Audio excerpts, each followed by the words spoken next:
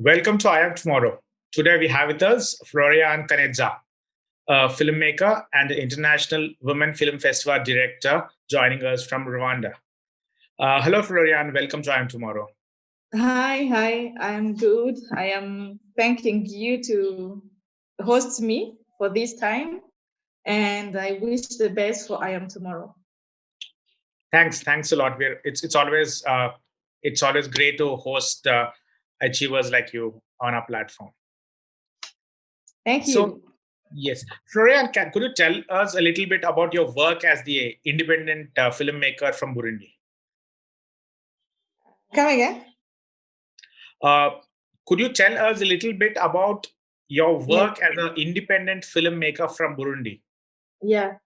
I am a Burundian, and I'm based in Rwanda by now. It's been almost 5 to 6 years in Kigali. And I started my career as a filmmaker in Burundi, Bujumbura. And my career started in the acting field.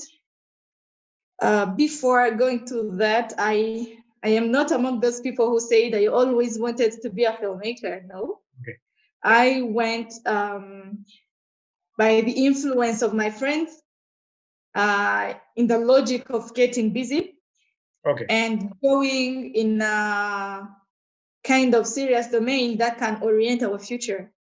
So that's how I joined the team of actors for theater and radio drama. And after that, I went to a national television. I was casted to act for a series on the national television. Mm-hmm. The series is called Umucho. Okay. That passes on Radio Télévision Nationale du Burundi, RTNB. And I had a role that I interpreted for like a 1 year working. I wouldn't like to stay as an actor on national television because I never trusted my face could be a public face, a public figure. So I wouldn't like to pass everywhere with a renowned face. So I decided to be a bit apart, to not continue that journey of being an actress at national television. So I joined another group of young boys. By the way, I was the only girl to join the team. Okay. I was around 23 years old and couldn't imagine that working with boys only could help me progressing in a career that I haven't planned in my life to be in. So with those boys, we worked together and developed an idea that became a production company called Itulive Media and Communications. Okay. Yes, and by working with them, I was like, may I say, an assistant or someone just who works with that team, who wants to work with them, who wants to just know what they're doing by learning, by practicing. And yeah, after that, we came up with a new idea of founding the Itulive Agence d'Acteurs, that is Itulive Actors Agency. It was the first in Burundi, and I say the first because it's in past. It doesn't work today. I haven't yet been able to pursue and still work as an agent for actors because I moved out from Burundi, and it was a Burundian company. So that's about organization. Okay. But coming to my personal career, I developed first from acting to directing. I directed 3 short films. Actually, there are 4, but I like to say 3 because those 3 can be shared and seen. Yeah.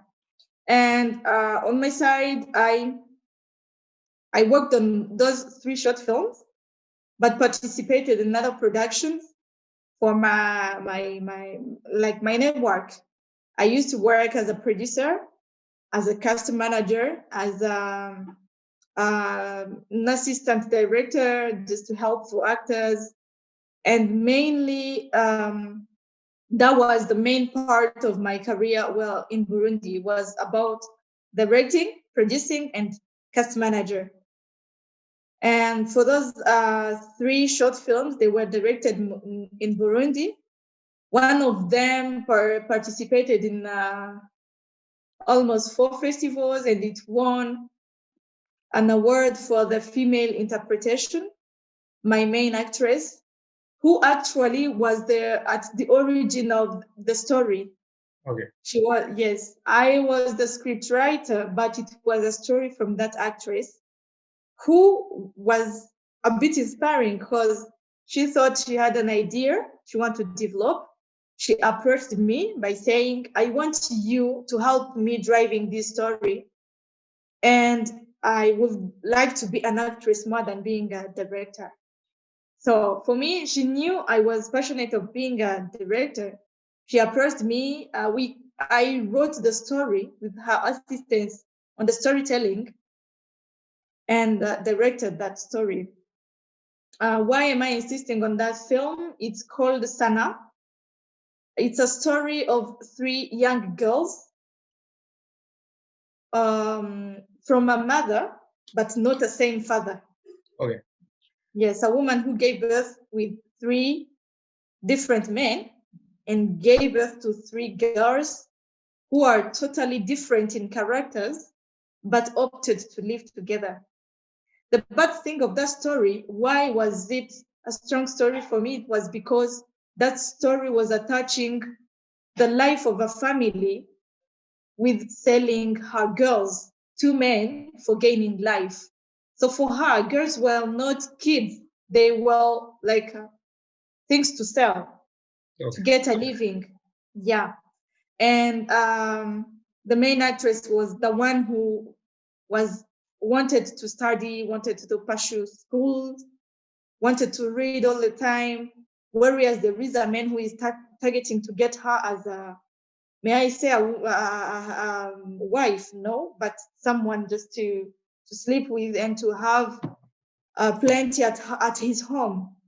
So he gave some little things to the woman, and the woman decided to take her daughter to the man. So it's a short story of 13 minutes that brings the society to understand that there are people who are being misused by those who were supposed to protect them. So this is one of the things that motivates me today to feel more attached to the women life. Yeah, that's why I was insisting to this story. And after that, I had documentary projects that till today I haven't produced, and they are being produced in the coming 3 years. The first, I'm working on it now today to start the production in the mid of this year. And you will know future projects that I will be driving. After 2015, coming to Rwanda, I went into the film industry, but in another angle. Okay. I was in a very critical time where I had to face different situation more than what I was used to live in. Kigali is different to Bujumbura, and I had to get to know this city, to get to know this society, to get to know how I can work in this kind of situation. That's why I decided to not go far from cinema and stayed near in promotion, in exhibition, in festivals, in few. So I worked for a film festival from 2017 called Mashariki African Film Festival. I was a festival director. By the way, in 2015, starting 2015, I had came for that festival as a jury member. Okay. And when coming to live in Kigali, the founder of the festival called me to work as a festival director. And for me, it was a kind of support by myself that comforts myself in my professional career. I mean, thinking professionally, it was a kind of staying in the field, and it was a kind of coming back to the domain I like, being in the same area. Because 2016, I was just traveling for festivals. I was just meeting with filmmakers, talking with them, but nothing as a work. Nothing as a work. I couldn't write because I was not stable. And that festival helped me to relink with the film industry, mostly in Rwanda, and the international scene, because it was a platform that offered me a kind of showing filmmakers I am doing something for them, and they also need me in their works. Yeah. I worked for that festival for 2 editions, and I went straight to the new project I'm working with. I am working for CinéFEMMES RWANDA, a local NGO. CinéFEMMES means cine for cinema, and femme means women. So it's cine for women in Rwanda, and it promotes the work of women in the film industry in Rwanda and the international scene. I was interested to work with that organization because it's more focused on women, and that's part of the thing I'm interested in. And the festival that I'm running is the URUSARO International Women Film Festival. That is the main project of that organization. That festival started in 2015, and it's just concluded in this 2020 October. We concluded the 5th edition. Now we are preparing the 6th in 2021, and hopefully that it will be a big step ahead. So coming again to my talking about, listen, it's very hard to talk about yourself, but I would like to add just one thing. When I talk about the film industry, I come on my personal improvements that I got with this past 5 years that obliged me to go in an area that I didn't think I could do before. It's about being a technician in the audiovisual career, like working on the camera, working on editing. That's the thing I learned in all those parts where I told you I was not doing really something that you can see. I was just learning. I was learning on my friends. I was learning in all the works I was doing. I kept myself busy in the audiovisual department. Everywhere I went, I was working with the audiovisual part to not get far from what I'm doing. So I kept linked to the field I like to stay focused and get better overcoming, to receive again and say, I am a filmmaker. And that's what I'm doing for this year. The 4 films that you made, where can the audience find them if they would like to watch? Are they on any platform? Only one is on an open link on YouTube. Okay. But 2 others are on a closed link that I may share with you. Or probably if it's needed, I may put them public. But yeah, just one is public. It's called Croco au Musée. Okay. It's on YouTube. May I send you the name in the message, in the chat? Sure. Croco in the museum. Yes, audience, you could search for that for the film on YouTube, and you can definitely watch it. And Floriane, how many attendees do we have? Do we have that have attended your film festival since the beginning? In the last 5 years, how many films or participants have joined the festival? I only worked for this festival for 2 years. It's been 2 editions. The first one was in 2019 because I joined in March 2019, and the second one was on 2020. The first one, the 3rd edition, that was the first for me, and the 3rd for the festival. We received around 80 films. Okay. And the competition was driven for around 36 to 39 films. Okay. My computer is asking to restart. Okay. So may I come back to that question? We received many films, around 80, and we screened and put in competition more than 35, between 35 and 40. And for this edition, we didn't have competitions because it was a TV program festival where we had to host discussions, group discussions, and meet Rwandan filmmakers to talk about the contribution of film in the development, as our theme was cinema as a tool of development for 2020. And coming to this, it was the fifth year of the festival. It was the closing of the first part of the action plan for our festival. And we had to come generally to know our first part have gained this. The situation of the film industry in Rwanda is like this. So we wanted to go to the next 5 years with a certain idea of what the film industry in Rwanda looks like. The reason why we touched that general topic, but for the previous edition, the topic was woman as a pillar of cinema. Okay. Where we consider the woman as one of the two pillars of the film industry. Floriane, what are the challenges that you generally face as a filmmaker, as well as what are the various challenges you face as a film festival director? Yeah, let me come first to the part of a filmmaker.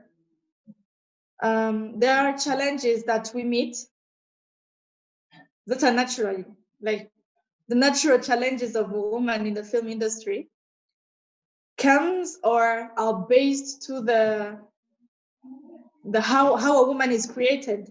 I mean, a woman or a girl is not able to work like all the time like a man can do. For instance, I am a woman, I am married, I might not be able to be on field when I'm pregnant. This is the kind of challenge that we meet in general as women in the film industry. But as a filmmaker in general, because I don't want to speak as a woman, I want to speak as a filmmaker, is when we want to do things that requires to have support, to have financial support, to have a support from our families, from our society, when we want to cast people who don't have permission to work in films, when we have a society that does not understand what is film, and this become a general challenge for all filmmakers, because when they produce and there is no one to get interested to their work, you see it's a big challenge. And I'm coming to those societies that have less culture of watching films.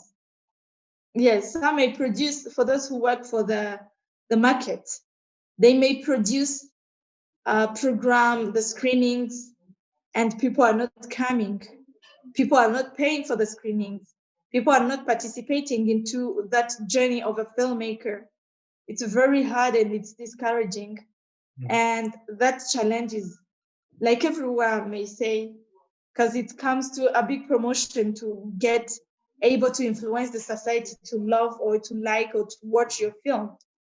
So that's a general challenge. Another general challenge is that some parts of the continents or some parts or some countries have issues on the funds, on funds. And you need to like fight a lot and work hard to be able to get just a little fund to try to work. What do I mean? I mean that when you are starting your career, when you're having your first steps, you are not sometimes able to work that much to convince those people who have funds. There should be some funds that are not really that impositive, that's not that are not really that hard to gain, to promote the starting careers. And talking about this, let me come to a project I'm trying to implement this year. It started already. It's an organization that focuses on those problems of the starting of one's career. For a filmmaker, there is a challenge. You get to participate to a training. This is an example. And when you participate to that training, you get a time or an opportunity to make your first short film. This is one of the common experience I saw in the film industry. You realize and direct that film, you have it. After the training, no one is trying to pursue and show you how the industry could benefit of your work. This is first. And second, many train filmmakers to be able to make films, but not showing where those films are going. What's there, or how will they meet the audience? How will they work hard to be able to work on a second, a third, or a fourth project? This is a very challenging thing that I focused on with this creation, and I'm shaping that project to get a kind of, if you can understand what is pepiniere, it's like nursery or nursing project that focuses on kids in cinema to get the culture of watching film and understanding film. And second, focuses on those who have worked on their first project and second project to be distributed on the international scene by using my contacts, by using my network. I need to help those filmmakers who are just starting to get able, to get able to let the world see their films, to get able to connect with festivals, to get able to connect with televisions, if there are some who would be interested of those works. So that's one of the projects I want to do for East Africa. I started to do it. Now I'm connecting some filmmakers in East Africa to the international festivals. That's one of the works I'm doing. I'm mentoring kids from 10 years to work on their stories. You see, those kids are mainly interested into storytelling. They have many stories in their head. They have a lot to tell to people. And when someone comes in a way to orient the stories into a professional storytelling from their a young age, they will probably become great storytellers. Why not? Yeah. No one was born with a filmmaking attitude. Everyone learn. Yeah, the motivation is differentiated. That's why I'm trying to implement my motivational things, my motivational attitudes to get these kids to be really, really involved into orienting their stories in a marketable way. Yeah. About challenges, we see them, and the best of it is to try to solve some, because we will not always wait for some people coming from abroad, coming from outside to come resolve our problems.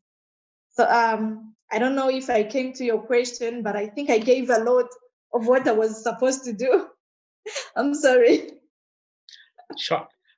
So as a cultural activist who is trying to promote East African films, how are you doing that, Ria? As an activist, as I said, I first use CinéFEMMES RWANDA platform because it's an organization I work for, but it's an organization that have like a kind of exposure.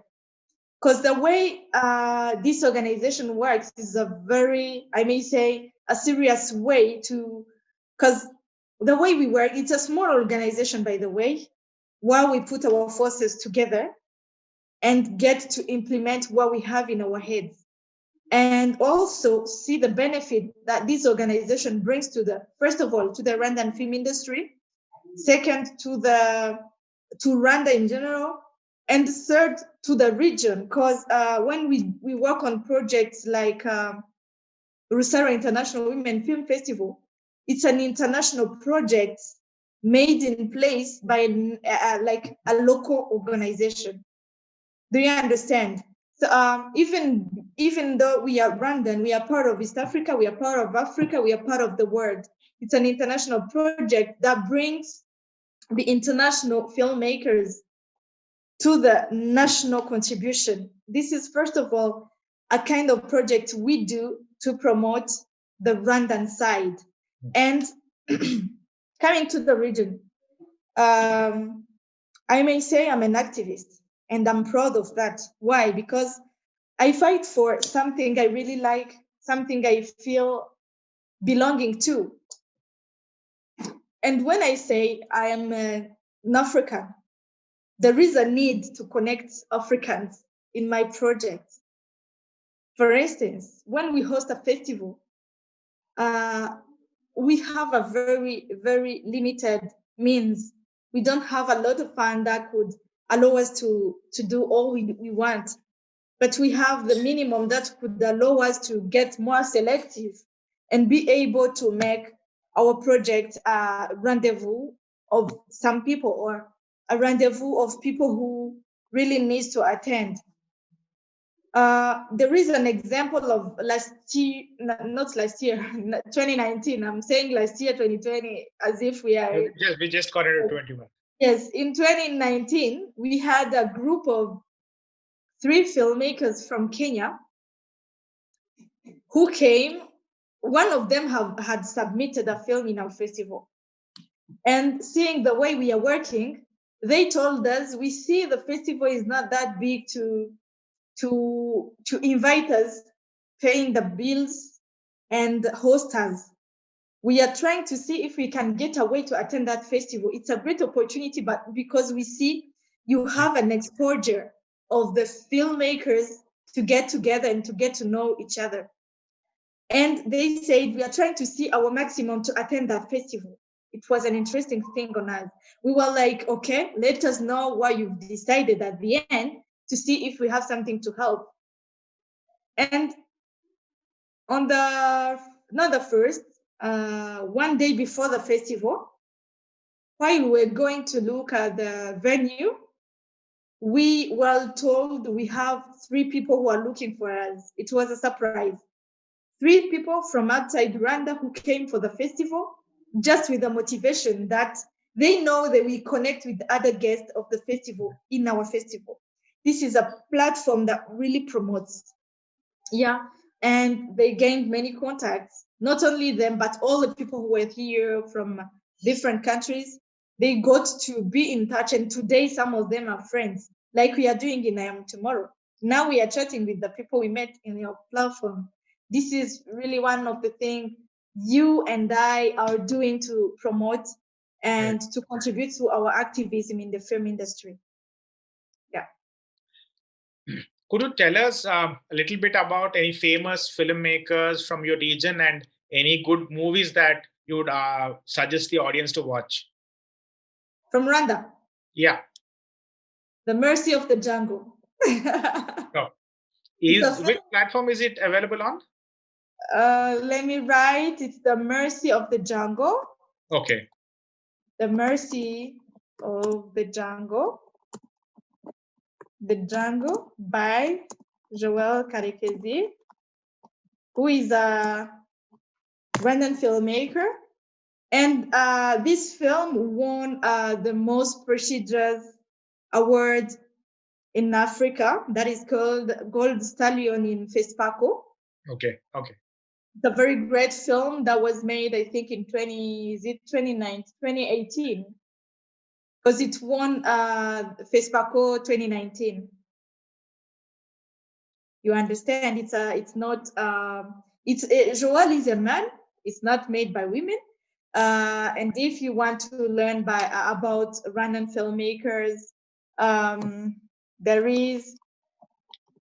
I'm gonna give you some of the names of girls and women who are really working hard. Sure, please do share, and we will try to display them on the screen. You can displaying them. Yeah, we'll try to put them on the screen when we edit it. Okay. Later after this discussion? Yeah, you can share it with us even after it, so that we can display it on the screen. Yes, I can even try to see if there is some open links that could be visited. But here you can see that it gives a kind of interest on talking about the film industry in these near here countries, because as you said, you guys want to learn about and hear about the East African films, how it's going on, who was the faces like that may appear like the first sight. How do I see the film industry in East Africa? I try to talk with some people to get to know, because I'm not an expert of the region, but I'm somehow interested to also all the time discover what's going on in East Africa. And I saw that there is a kind of general challenge that goes with funds, as I said, for many of these African countries. There is a problem that goes with the lack of infrastructures for film. For instance, here in Rwanda, it's been very previously, there have been a construction of a second professional screening venue by Canal Olympia. It's called Canal Olympia Rebero. It's one of the main venues that when you visit Rwanda as a filmmaker, you might not go back without seeing it. I'm not doing the promotion, I'm just talking about my side. Yes, there is a second one that is called Century Cinema, just working for business.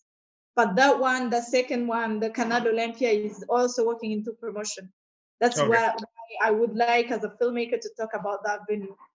Coming to my country, Burundi, I wouldn't say that it's on a good rate or good level, because it's the same problem. There are no infrastructure for film, and there is no what I may call, may I say, cultural, la culture, politique culturelle, cultural, how do you call it? Like the establishment of laws that goes with the culture.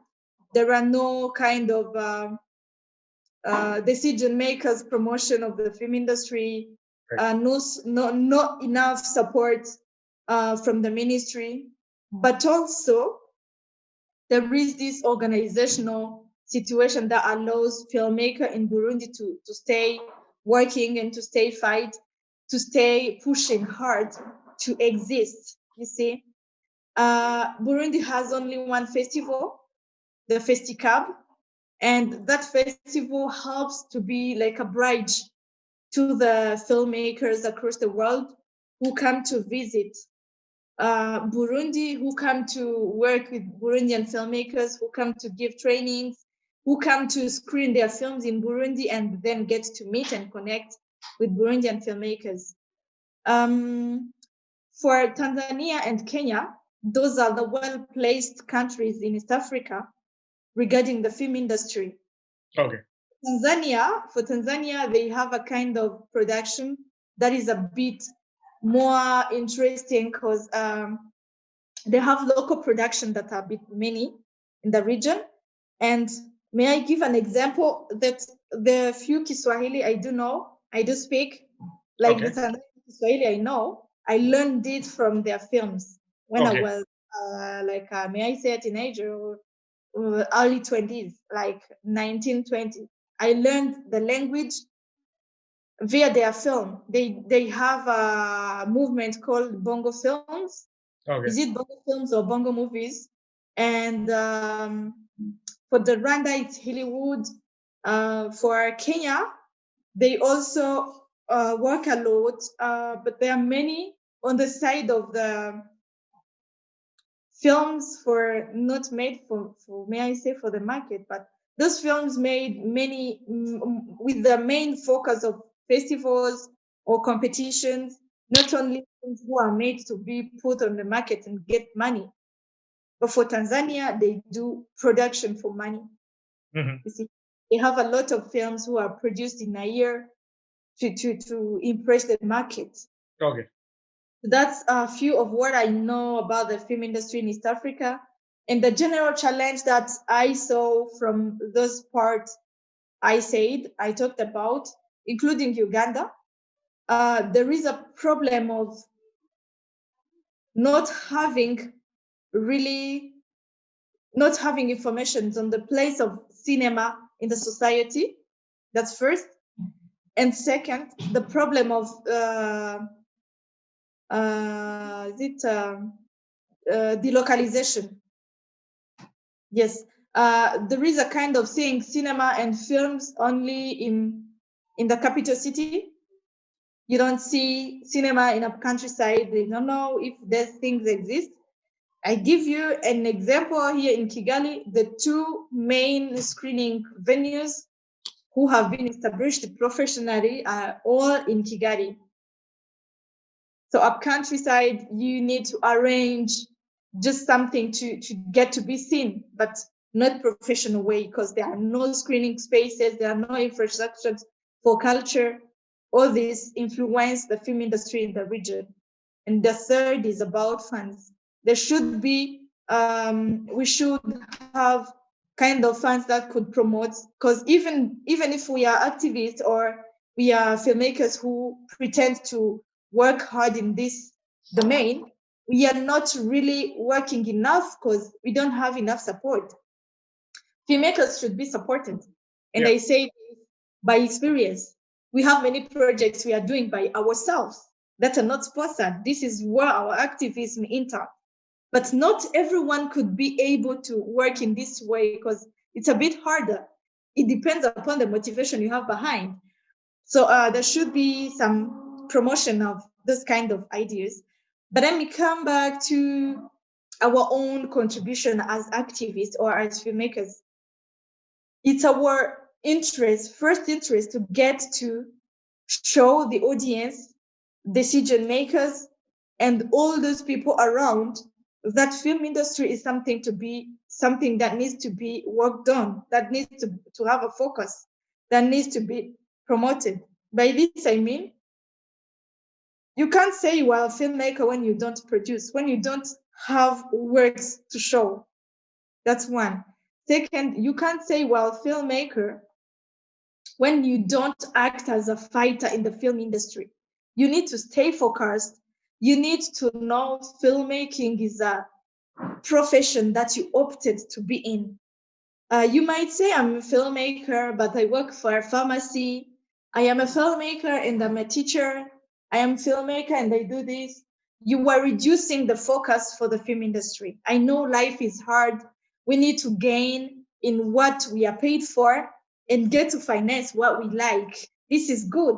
But what we like needs to have a big part in what we do. This is a challenge that we all need to face. Our careers and our journey, our short journey we've been in, that's what we have been working in. Yeah. Thank you, Floriane. Thanks a lot for your insights and sharing a lot about the film industry, your work, and the film festival. I really do wish you are able to take your films as well as the film festival to greater heights in the coming years. And we all looking forward to more work from you and being associated with you in long time and doing the best we can do along. Yes, I am also interested in that, and I am really interested into the way I Am Tomorrow works, because listen, this field needs to may I say, connections are the things or the opportunities that pushes us to pursue what we like. And I have many friends who have been filmmakers, who have been working with us in the film industry, who have been working with us in the agency, the actors agency, who have been working with us in the festivals, but who are not really attached to that field. They say, when you have money to pay me, call me, I know the work. But that's not how it works. Yeah. It works with your heart. It works with your needs. It works with your interest and your attachment. That is something I would like to add, something I would like to give as the last word. We should be, and you should be, the motivation of those who are weak to pursue their domain. Because when you who are in are coming to judge the fact of getting out, you are not supporting. The support we have to do is to support each other, to try to pull everyone getting in, because it's hard. By experience, my short film was made by a group of filmmakers in Burundi. That's, by the way, one of the things I've seen in my country. I mean, my homeland, my may I say, my motherland. I saw that in Burundi, we understood only what means a crew. I worked on my first short film, Sana, with a crew that was made with two producers, one of my company, the other one outside, who just joined because she heard about the story and she was like, oh, let me support. Everything was made on services. You understand? Yeah. About, let me come to the point of food. When we went to work at that place, the organizer of the venue had planned about the food for the crew. You see? The producer had planned about the equipment and everything. The co-producer had planned about the technical team. And I was, at that time, I had the best I could expect, even though I had a big budget. The people we worked with were the people I had to cast for my crew. So you can understand how supporting each other is meaning a lot in the film industry. No one will be able to get a big fund for the first production. We all need to get supported and to support others. So that's one of the interesting things I learned in this industry. And that's the thing I congratulate the Burundian people. They know to crew. It doesn't mean that others don't know that, but there is always that kind of interest that comes to the success of others. This is one of the interesting things I would really like to advise and put in as my concluding points. Yeah. Thank you. Thanks a lot, Floriane. We as an organization, the reason why we do I Am Tomorrow editions across the world and even do this virtual edition is so that we can take this experience, this understanding, and this love for taking up challenges and achieving them among ourselves and as well as our speakers across the world, because there might be some person out there who might feel so inspired and so motivated and can learn a bit or two about what can be done when they face challenges. It might be in the film industry, it might be in other industries as well. And that is our whole aim or our whole uh, value system that we build through I Am Tomorrow and the platform. Thanks a lot for joining us today, and we wish you great luck with all your future projects, and we wish to stay associated as long as we can. Thank you. Thank you so much. It's been a pleasure.